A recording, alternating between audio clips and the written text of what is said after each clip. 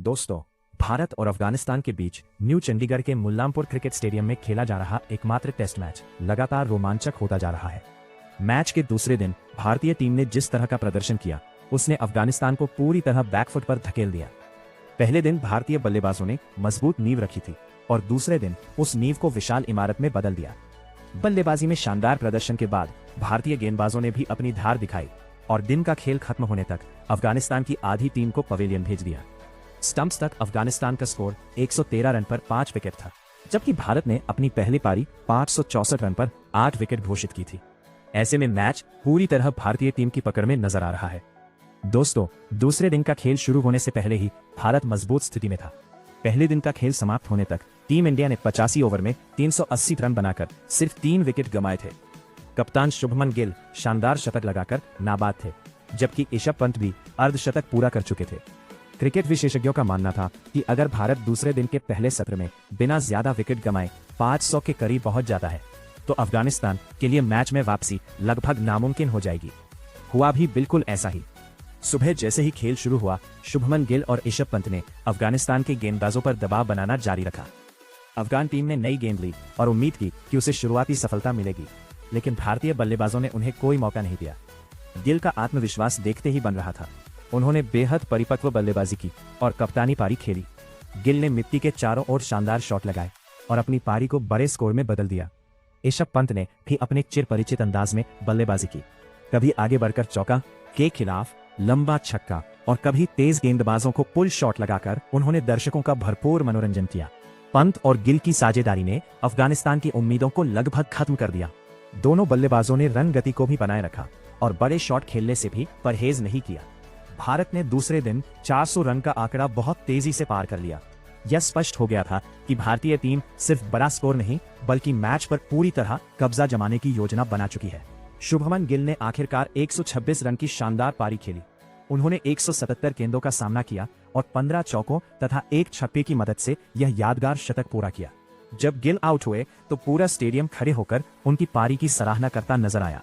गिल के आउट होने के बाद ध्रुव जुरैल बल्लेबाजी के लिए आए।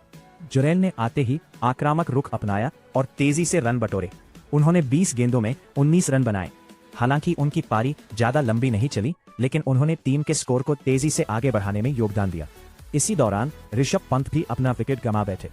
पंत ने 81 रन की बेहतरीन पारी खेली, जिसमें 6 चौके और 3 शानदार छक्के शामिल थे।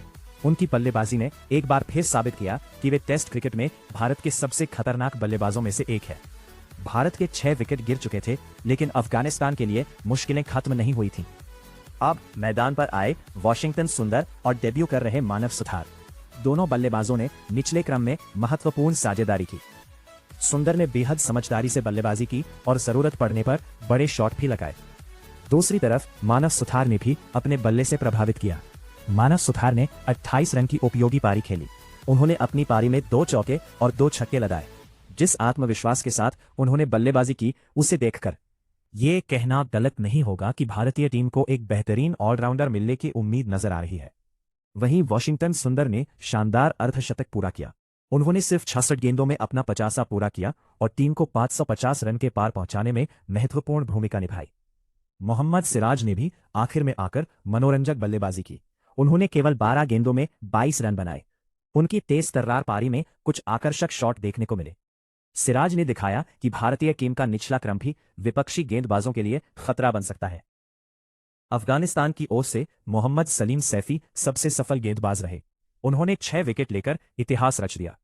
भारत जैसी मजबूत बल्लेबाजी लाइनअप के खिलाफ 6 विकेट लेना किसी भी गेंदबाज के लिए बड़ी उपलब्धि होती है। सलीम ने कई भारतीय बल्लेबाजों को परेशान किया और लगातार सही लाइन लेंथ पर गेंदबाजी की। हालांकि उनके अलावा कोई अन्य गेंदबाज ज्यादा प्रभाव नहीं छोड़ पाया। जब भारत का स्कोर 464 रन पर पहुंचा, तो कप्तान शुभमन गिल ने पारी घोषित करने का फैसला किया। यह फैसला पूरी तरह रणनीतिक था, क्योंकि भारत चाहता था कि दिन के बाकी बचे समय में अफगानिस्तान के बल्लेबाजों को भी क्रीज पर बुलाया जाए और उन पर दबाव बनाया जाए। इसके बाद अफगानिस्तान की पारी शुरू हुई। टीम को शुरुआत में ही बड़ा झटका लग गया। भारतीय टीम के लिए टेस्ट क्रिकेट में पदार्पण कर रहे मानव सुथार ने अपने पहले ही मैच में कमाल कर दिखाया। उन्होंने अब्दुल मलिक को आउट कर भारत को पहली सफलता दिलाई। ये विकेट इसलिए भी खास था क्योंकि ये सुथार के टेस्ट करियर का पहला विकेट था। पहला विकेट गिरने के बाद अफगानिस्तान ने कुछ समय तक संभलकर बल्लेबाजी की। सादिकुल्ला अटल और रहमत शाह ने कुछ अच्छे शॉट लगाए और स्कोर को आगे बढ़ाया, लेकिन प्रसिद्ध कृष्णा ने अटल को आउट कर भारत को दूसरी सफलता दिला दी। 17 रन बनाकर पवेलियन लौटे। इसके बाद रहमानुल्लाह गुरबाज पर सभी की नजरें थीं। गुरबाज सीमित ओवरों के क्रिकेट में अपनी विस्फोटक बल्लेबाजी के लिए जाने जाते हैं, लेकिन टेस्ट क्रिकेट में वे अपनी छाप छोड़ने में नाकाम रहे। मानव सुथार ने उन्हें अपनी फिरकी में फंसाकर आउट कर दिया। गुरबाज सिर्फ 12 रन बना सके। 3 विकेट गिरने के बाद अफगानिस्तान की स्थिति काफी कमजोर हो गई थी।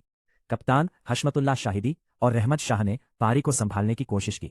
दोनों ने धैर्य के साथ बल्लेबाजी की और भारतीय गेंदबाजों का मुकाबला किया, लेकिन प्रसिद्ध कृष्णा ने शाहिदी को भी ज्यादा देर टिकने नहीं दिया। शाहिदी 20 रन बनाकर आउट हो गए। मैच के दौरान भारतीय गेंदबाजों का आत्मविश्वास साफ दिखाई दे रहा था। मोहम्मद सिराज लगातार तेज रफ्तार से गेंदबाजी कर रहे थे। प्रसिद्ध कृष्णा उछाल का फायदा उठा रहे थे और स्पिन विभाग में मानव सुथार शानदार लय में नजर आ रहे थे। हर गेंद पर ऐसा लग रहा था कि भारत को विकेट मिल सकता है। दिन के अंतिम घंटे में भारतीय टीम को एक और सफलता मिली और अफगानिस्तान का 5वां विकेट भी गिर गया। इसके बाद रहमत शाह ने कुछ अच्छे शॉट लगाकर अपनी टीम को और नुकसान से बचाने की कोशिश की। उन्होंने जिम्मेदारी के साथ बल्लेबाजी की और स्टंप्स तक 41 रन बनाकर नाबाद रहे। हालांकि रहमत शाह की यह संघर्षपूर्ण पारी भी अफगानिस्तान की मुश्किलें कम नहीं कर सकी। टीम अभी भी भारत के विशाल स्कोर से 451 रन पीछे है। अगर तीसरे दिन भारतीय गेंदबाज शुरुआती कुछ विकेट जल्दी निकाल लेते हैं तो अफगानिस्तान को फॉलो ऑन खेलने के लिए मजबूर होना पड़ सकता है। भारतीय टीम के लिए इस मैच में कई सकारात्मक बातें निकलकर सामने आई हैं। केएल राहुल ने पहले दिन शानदार शतक लगाया।